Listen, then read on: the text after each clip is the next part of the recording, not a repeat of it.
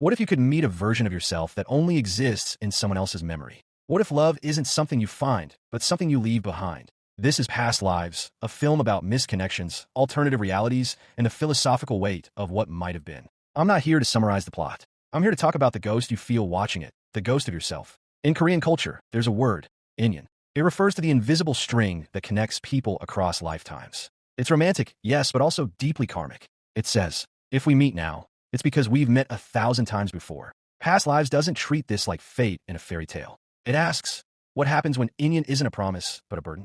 That's not chemistry. That's history. They're not lovers. They're artifacts of a shared origin story that never finished writing itself. Like Schrodinger's relationship, real and not real. When Nora leaves Korea at 12, she doesn't just emigrate. She divides. One part of her grows up in New York, becomes a writer, marries Arthur. The other part is frozen in Seoul, still speaking Korean, still dreaming in soft-focus memories. And here's the philosophy. We're not single identities. We are layered time capsules.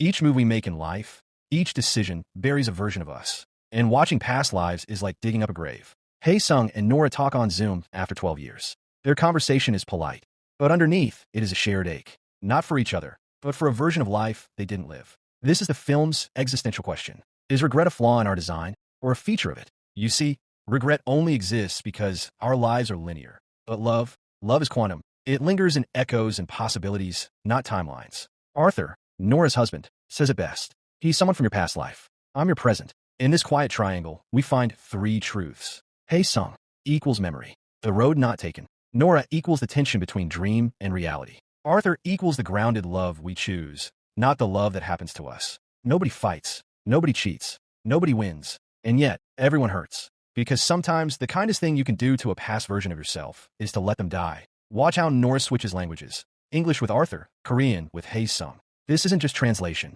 It's transformation. Each language accesses a different emotional operating system. Arthur speaks to who she is now.